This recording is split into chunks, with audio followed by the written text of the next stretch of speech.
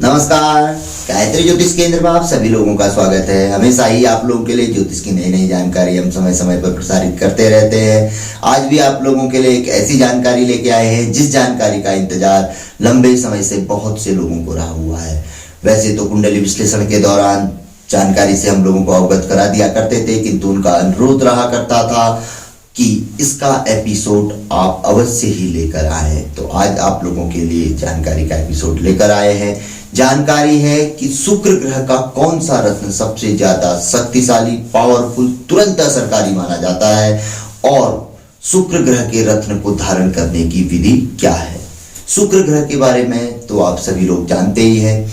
शुक्र ग्रह को भोग विलासिता का ग्रह, सांसारिक सुख भोग देने वाला ग्रह, दाम्पत्य वैवाहिक जीवन में पूर्ण सुख देने वाला ग्रह, कुल मिलाकर हम यह कह सकते हैं कि कलयुग में सभी भोगों को देने वाले ग्रह शुक्र ग्रह है। यदि किसी व्यक्ति की जन्म कुंडली में शुक्र ग्रह अनुकूल है तो उसके जीवन में सर्व सुख है, हर प्रकार के सुख, इच्छाओं को पूर्ण करने वाले ग्रह, यानी कि इच्छाएं उत्पन्न होंगी, चीजें प्राप्त होने का मार्ग अपने आप ही व्यक्ति को नजर आने लगेगा। यदि शुक्र ग्रह प्रतिकूल है तो विरासत में मिली हुई चीजें भी व्यक्ति के हाथ से निकल जाती है, खुद का कमाया तो दूर की बात। ऐसे ग्रह के तौर पे शुक्र ग्रह को जाना जाता है। और भी कई प्रकार का फल है, इसकी व्याख्या हम पूर्व के वीडियो में कर चुके हैं।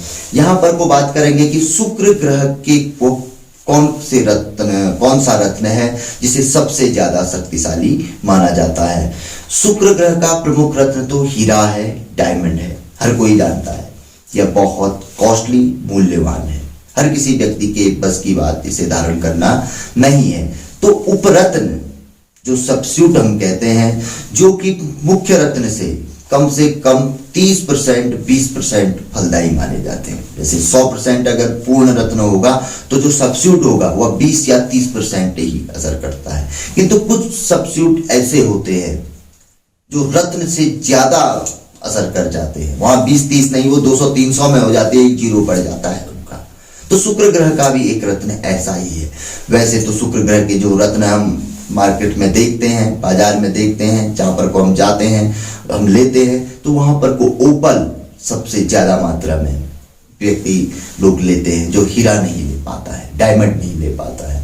जिरकन, स्फटिक और भी कई प्रकार के रत्न आते हैं। साथ ही साथ फिरोजा भी शुक्र ग्रह का ही रत्न माना जाता है। तो हीरा, ओपल, जिरकन, स्फटिक और फिरोजा, यदि हम मुख्य इन्हीं को सबसे ज्यादा भारतवर्ष क्या दुनिया में क्या ज्योतिषी शुक्र ग्रह के लिए लोगों को बताते हैं, सजेस्ट करते हैं। किंतु अक्सर यह देखा गया है कि शुक्र ग्रह के रत्न की अपेक्षा उपरत्न ज्यादा फलदायी रहता है और उसमें भी विशेष तौर पर फिरोजा रत्न सबसे ज्यादा फलदायी माना जाता है। यदि ज्योतिषी कहते हैं कि शुक्र ग्रह का रत्न आप धारण करें। फिरोजा के बारे में मैं ज्यादा कुछ नहीं कहूंगा, क्योंकि इसके बहुत अच्छे एपिसोड जो कि काफी पॉपुलर रहे हुए हैं, 4 या 5 एपिसोड हैं। इसकी टेस्ट मनी भी है, आप YouTube पे देख सकते हैं, हमारे चैनल पर आप देख सकते हैं। तो शुक्र ग्रह का जो फिरोजा रत्न है वह एक ऐसा रत्न माना जाता है कि यह किसी भी व्यक्ति को सूट कर सकता है। इस रत्न की एक विशेषता यह भी है। दूसरा, शुक्र ग्रह से संबंधित यदि व्यक्ति को पीड़ा हो, ज्योतिषी यदि कह रहे हैं, तो अवश्य ही व्यक्ति ने एक बार फिरोजा रत्न धारण करके जरूर देख लेना चाहिए, क्योंकि हीरा एक ऐसा मूल्यवान रत्न है जो मिलता भी महंगा है और इसके साथ थोड़ा सा व्यक्ति को सतर्क भी रहना पड़ता है, क्योंकि हीरे के बारे में कहा गया है कि यह व्यक्ति को सूट नहीं करता है तो यह व्यक्ति की जान ले लेता है, ऐसा माना जाता है हीरा के बारे में। तो इसलिए भी यह मूल्यवान है और अक्सर बहुत बड़े लोग ही इसे धारण करते हैं, वो भी बहुत सोच समझ कर। तो सामान्यतः उपरत्न के बारे में कहा जाता है कि यह उतना प्रभावी नहीं रहता है और खराब फल नहीं देता है। किंतु फिरोजा के बारे में यह कहा गया है कि यह रत्न से ज्यादा फल देता है और उसका नेगेटिव इफेक्ट भी नहीं है। जिस तरह से देवगुरु बृहस्पति के रत्न पुखराज का किसी भी प्रकार का नकारात्मक इफेक्ट नहीं पड़ता है, उसी तरीके से दैत्य गुरु शुक्राचार्य के मुख्य रत्न हीरा को छोड़ उपरत्न फिरोजा का भी किसी प्रकार का कोई नेगेटिव इफेक्ट देखने में नहीं आता है। यह शुभ फल नहीं देगा तो अशुभ फल कभी भी यह प्रदान जातक को नहीं करता है। तो यह तो आप लोगों की मर्जी पे निर्भर है कि आप रत्न कौन सा पहनते हैं, किंतु यहाँ पर को हम आपको जरूर आपको अवगत हमने कराना चाहेंगे कि फिरोजा बहुत अच्छा रत्न है। आप इसे अवश्य ही एक बार धारण जरूर करें। यदि शुक्र ग्रह से संबंधित पीड़ा है या कारक बने हुए हैं, लग्नेश, पंचमेश, भाग्येश, राशि के स्वामी आदि और भी कई परिस्थितियां होती हैं, तो ऐसी परिस्थिति में आप फिरोजा अवश्य पहनकर आप देख सकते हैं कि यह कितना लाभ आपको देता है। अब बात करते हैं शुक्र ग्रह के रत्न धारण करने की विधि के बारे में। शुक्र ग्रह के रत्न धारण करने की बहुत सी विधियां प्रचलित हैं, किंतु यहाँ पर को हम आप लोगों को एक ऐसी विधि बताएंगे जो अत्यंत ही प्रचलित है। इस विधि से यदि शुक्र ग्रह का रत्न या कोई भी उपरत्न धारण किया जाए तो वह शीघ्र ही फलदायी रहता है। बताया गया है कि शुक्र ग्रह के आराध्य देव भगवान शिव शंकर हैं और शुक्र ग्रह को लिक्विड यानी कि तरल पदार्थों का कारक माना जाता है। तो आप इसका कोई भी रत्न धारण करें तो तरल पदार्थ यानी कि दूध आप ले लें। दूध में शुक्र ग्रह के रत्न को डुबो लें। डुबोने के पश्चात उसे निकाल लें। जब भी आप अपने पास लेके आए, शुक्रवार के दिन यह धारण किया जाएगा। धीरे धीरे आपको सब कुछ पता चल जाएगा, आप सिर्फ सुनते रहिए। आप अपने पास लेके आए, जब भी लेके आए इसे शुद्ध, अगर देसी गाय का दूध मिलता है तो बढ़िया है, नहीं तो कच्चे दूध में इसको एक बार डुबो ले और निकाल ले। उस दूध को उबाल ले। उबालने के पश्चात उसकी जो मलाई होती है ऊपर की, उसको निकालकर उसमें इस रत्न को, शुक्र ग्रह के रत्न को आप डुबो दें। जितना भी निकले उसमें आप इसको छोड़ दें और उस दूध को आप किसी बैल को, बैल जैसे नंदी, जैसे शिव के गण माने गए हैं, क्योंकि शुक्र ग्रह के आराध्य भगवान शिव शंकर है, ये तो हर कोई जानता है, क्योंकि विष्णु भगवान के साथ तो उनकी जमती नहीं है। कई बार उन्हें उनसे धोखा प्राप्त हुआ है, ये तो हर कोई व्यक्ति जानता है। तो शिव उनके आराध्य हैं। तो यदि इस दूध को बैल को खिला दिया जाए, पिला दिया जाए, या ऐसा नहीं होता है तो किसी भी जानवर को भी आप, बैल कहाँ से ढूंढेंगे, लोग कहेंगे भाई हम शहरों में रहते हैं कहाँ से ढूंढे, गांव घरों वालों के लिए तो चलो ठीक है, बैल का बछड़ा कुछ भी मिल जाए तो चलेगा। किंतु आप लोगों को, जिन लोगों को असुविधाएं होती हैं, तो वह किसी को, पक्षी को भी दे सकते हैं, बिल्ली को भी दे सकते हैं, कुत्ते को भी दे सकते हैं, क्योंकि वो देशकाल परिस्थिति के अनुसार।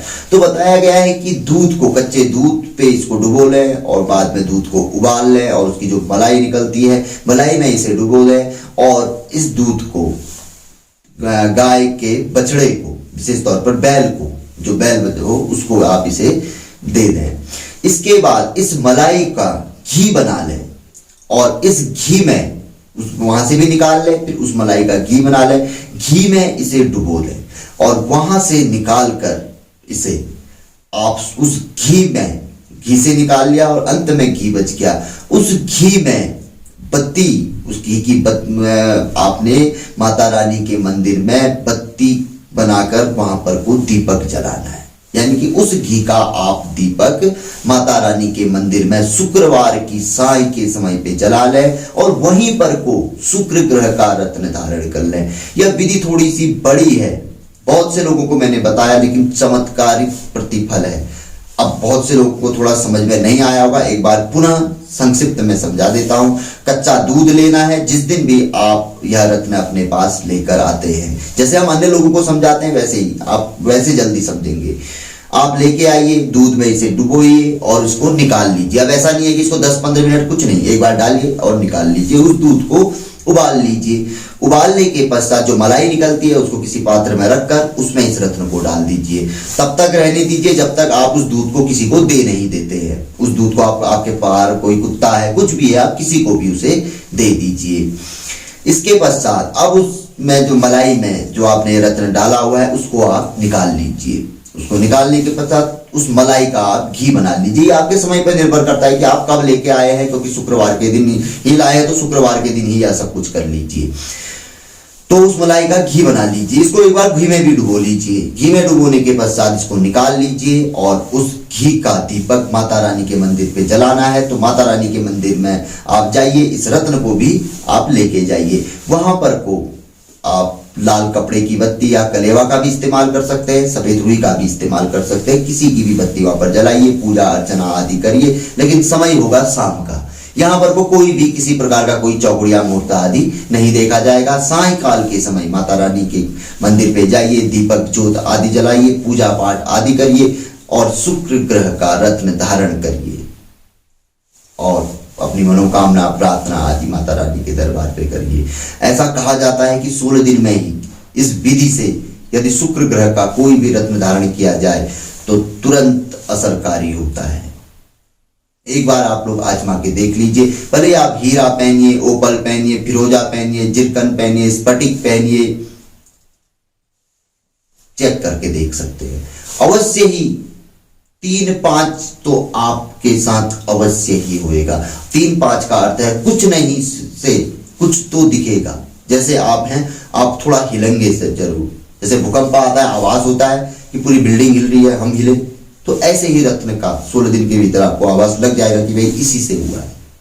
तो ऐसी विधि है, जरूर आजमाइए और शुक्र ग्रह का कोई भी रत्न आप धारण कर सकते हैं। फिरोजा बहुत ज्यादा असरकारी माना जाता है, शीघ्र असरकारी माना जाता है। हमने ही नहीं, हम तो टेस्ट मनी स्वयं है, और भी कई टेस्ट मनी है। सबसे ज्यादा टेस्ट मनी गोमेद, फिरोजा और लहसुनिया में ही देखने में आती है और आई है, क्योंकि पहले से भी हमने देखा है और अभी भी देखा है। क्योंकि नीलम भी बहुत ज्यादा प्रतिफलदायी होता है, लेकिन बहुत सी ऐसी कंडीशनें होती हैं कि नीलम रत्न बहुत कम ही जो अच्छे ज्योतिषी या जो जानकार ज्योतिषी होते हैं कम बताते हैं लोगों को। और वैसे भी इंडियन मार्केट में जो बहुत पावरफुल रत्न होते हैं वह कम रहते हैं, होते ओरिजिनल हैं, लेकिन जो पावरफुल माने जाते हैं वो कॉस्टली भी आते हैं। हर किसी के बस की बात भी नहीं होती है, जो कि अपना नेगेटिव या पॉजिटिव असर तुरंत ही दिखाते हैं वो।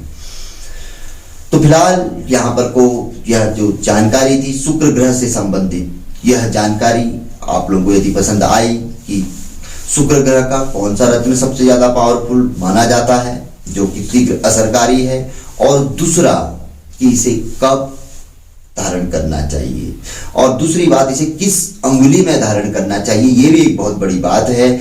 शुक्र ग्रह के लिए अंगुष्ठ को बहुत महत्वपूर्ण माना गया है, क्योंकि यहाँ हिस्सा शुक्र का रहता है। हस्तरेखा के अनुसार पूरा यह हिस्सा जो माना जाता है शुक्र का माना जाता है। तो यहाँ पर को